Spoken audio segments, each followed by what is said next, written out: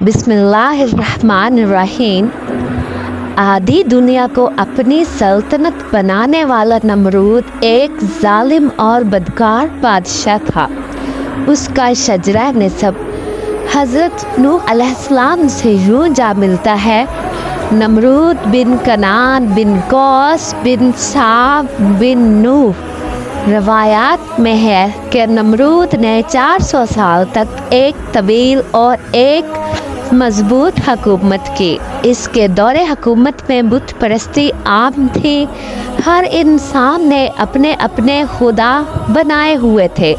उन्होंने खुदा की इबादत को छोड़कर इबादत नाज़रीन गरामी नमरूद वल्द अल-ज़ना और हरामी था और उसकी माँ ने ज़ना करा लिया था जिससे नमरूद पैदा हुआ था। ज़ना की वजह सिर्फ ये थी कि सल्तनत का कोई वारिस पैदा ना होगा तो बादशाहत ख़त्म हो जाएगी, लेकिन ये हरामी लड़का बड़ा होकर बहुत बड़ा बादशाह बन गया। 400 साल बादशाही करने के बाद सरकशी और तकब्बुर और गरूर उसकी तबीयत में समा गया था। नमरूद ने एक रात ये ख्वाब देखा कि एक सितारा निकला और उसकी रोशनी में चाँद सूरज वगैरह सारे सितारे बेनूर होकर रह गए। काहिनों और नजूमियों ने ख्वाब की ये ताबीर दी कि एक फर्जंद ऐसा होगा जो तेरी बादशाही के ज़वाल का बाइस होगा।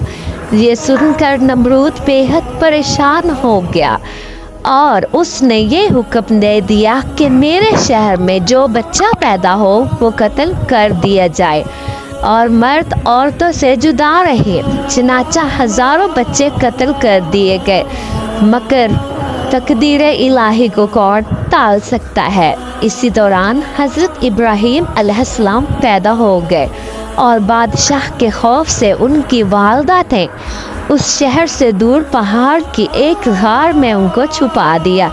इसी गार में छुप कर उनकी वालदा उनको रोज़ाना दूध पिलाया करती थी।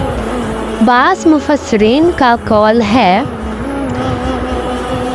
कि 7 बरस की उम्र तक और बाज़ ने तहरीर फरमाया कि 17 बरस तक आप इसी गार में परवरिश पाते रहे। दूसरी तरफ शिर्क इतना आम था कि नमरूद के दौर में कोई एक खुदा को मानने के लिए तैयार ही ना था। नमरूद लोगों को कहता था कि मैं आपका खुदा हूँ। वो हर किसी को अपनी इबादत करने पर मजबूर करता था। इस दौर में सिर्फ इब्राहीम अलैहिस्सलाम ही थे जो एक खुदा पर यकीन रखते थे। वो बुतों की पूजा करने से दूसरों को मना करते थे कि खुदा एक है, सिर्फ उसी की इबादत करो, इसके सिवा कोई इबादत के लायक नहीं है। नमरूदी कौम ऐसी कौम थी जिस पर हज़रत इब्राहीम अलैहिस्सलाम के अल्फाज का कोई असर नहीं पड़ता था। एक दिन ऐसा हुआ कि हज़रत इब्राहीम अलैहिस्सलाम उनके सबसे बड़े बुत खाने में चले गए। वहाँ बेशुमार बड़े बुत थे। हज़रत इब्राहीम अलैहिस्सलाम ने उनके सब बुतों को कुल्हाड़े से तोड़ दिया और सबसे बड़े बुत के कंधे पर कुल्हाड़ा लटका दिया। जब नमरूदी कौम अपने बुत खाने में आई तो उन्होंने देखा कि सब के सब बुत पाश पाश हो गए हैं, बस एक बुत बचा है जिसके कंधे पर कुल्हाड़ा लटक रहा है। वो उसी वक्त समझ गए थे कि ये काम हज़रत इब्राहीम अलैहिस्सलाम ही कर सकते हैं, क्योंकि वो हमारे बुतों के ख़िलाफ़ है और वो बुत की बजाय हम सबको एक खुदा की इबादत करने का हुक्म देते हैं। नमरूदियों को हज़रत इब्राहीम अलैहिस्सलाम पर बड़ा गुस्सा था।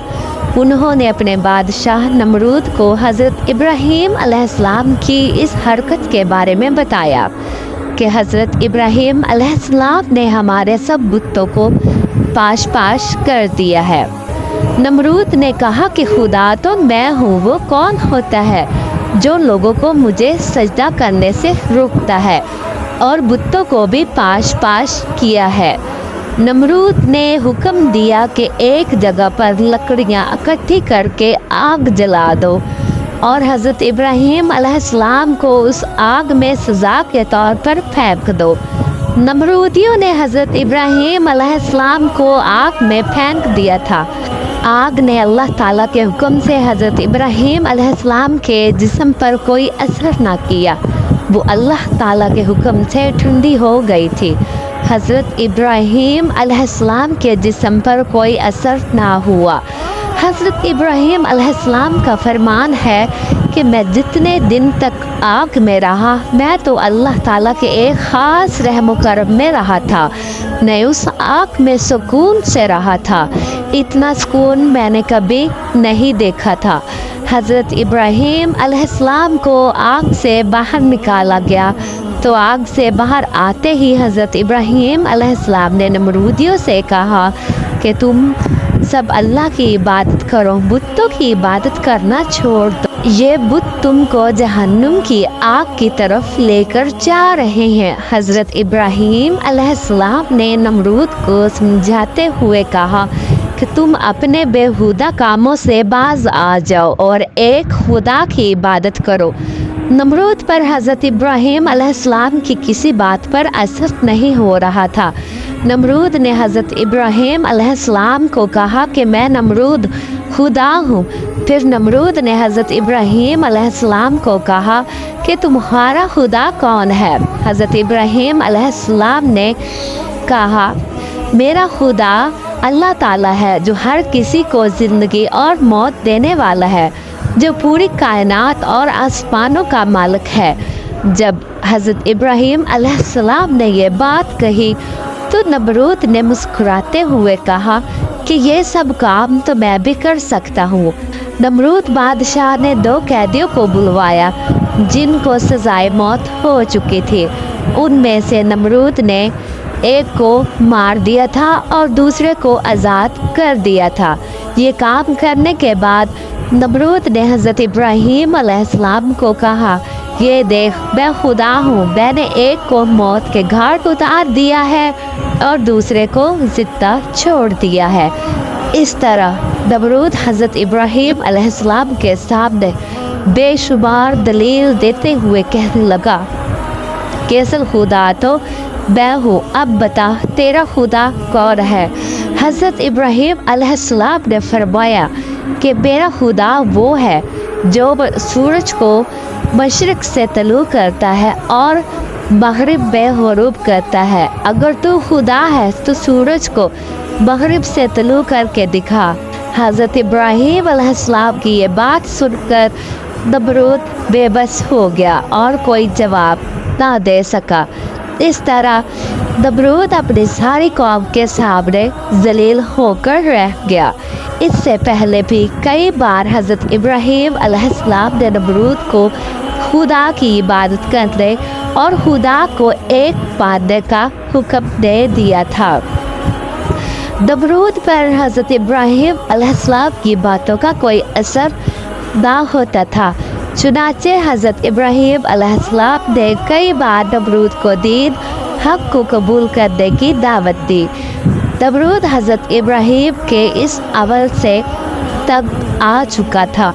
बादशाह नमरूद ने हज़रत इब्राहीम अलैहिस्सलाम को कहा कि अगर तेरा खुदा सच्चा है तो उसको कह दे कि मेरे साथ जंग करे। इसको बोल दो कि अपना लश्कर ज़मीन पर उतारे, जो मुझसे जंग करे। खुदा मैं नमरूद हूँ, मेरे सिवा किसी में कोई हिम्मत नहीं कि वो मेरे सामने खड़ा हो जाए।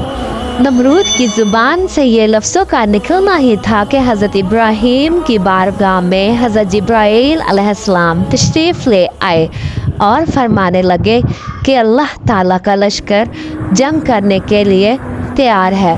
हज़रत इब्राहीम अलैहिस्सलाम ने यही अल्फाज नमरूद को कह दिए कि अल्लाह ताला का लश्कर जंग करने के लिए तैयार है।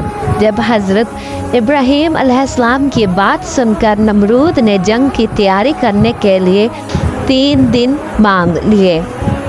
अल्लाह ताला की तरफ से नमरूद को 3 दिन का वक्त दिया गया। 3 दिन तक नमरूद ने दुनिया से बड़े बड़े नामी गिरामी जंगजू को बुलवा भेजा। वो नमरूद की तरफ से जंग लड़ने के लिए तैयार होकर आ गए। जब नमरूद का सारा लश्कर इकट्ठा हो तो नमरूद ने कहा, ऐ इब्राहिम, मैं जंग के लिए तैयार हूँ। जो मैंने 3 दिन मांगे थे वो पूरे हो गए हैं। तू अपने रब की फ़ौज को बुला। हज़रत इब्राहीम अलैहिस्सलाम अल्लाह ताला की बारगाह में दुआ की तो अल्लाह ताला ने नमरूद से जंग करने के लिए मच्छरों का लश्कर भेज दिया, जिसकी तादाद नमरूद के लश्कर के कई गुना ज़्यादा थी। अल्लाह ताला के भेजे गए मच्छरों ने चंद ही लम्हे में नमरूदी फ़ौज पर हमला किया और उसकी फ़ौज का खून चूस लिया। नमरूद की फ़ौज में हड्डियाँ ही हड्डियाँ नज़र आने लगी। जब नमरूद ने अपने लश्कर की ये हालत देखी तो वो सब कुछ छोड़कर अपने महल की तरफ भाग गया और अपनी बीवी के कमरे में जाकर छुप गया। एक लंबा मच्छर नमरूद का पीछा करता हुआ उसके महल में दाखिल हो गया था। कमरे में दाखिल होते ही नमरूद ने अपनी बीवी को कहा कि इस मच्छर में सारी फ़ौज को हिला कर दिया है।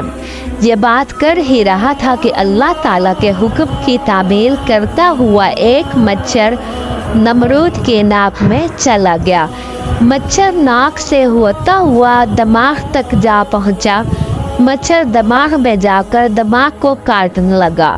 जब मच्छर दिमाग को काटता तो नमरूद तकलीफ से अपने सर को पागलों की तरह दीवारों पे मारता था। इस तरह वो मच्छर नमरूद के दिमाग को कई दिन तक खाता रहा। नमरूद ने ये हुक्म जारी कर रखा था कि जो कोई भी नमरूद के पास आए तो अपनी जूती उतार कर नमरूद के सर पर जूते मारे। इस तरह नमरूद को चंद देर तक सुकून रहता। थोड़ा सा टाइम गुजरने के बाद नमरूद तकलीफ से फिर बेहाल हो जाता था। इस लंबे मच्छर के काटने से नमरूद अपने सर को दीवारों से मारता रहता था। इसी सज़ा में तड़पता तड़पता नमरूद इस दुनिया से चल बसा। इसलिए कहा जाता है कि अल्लाह ताला को किसी का शरीक मत ठहराया जाए। नमरूद का हाल हमारे आंखों के सामने है। किस तरह नमरूद पागलों की तरह दीवारों के साथ सर मार मार कर रोता और चिल्लाता था। इसका अंजाम क्या हुआ, इसमें कोई शक नहीं है कि अल्लाह ताला एक है, उसके सिवा कोई इबादत के लायक नहीं।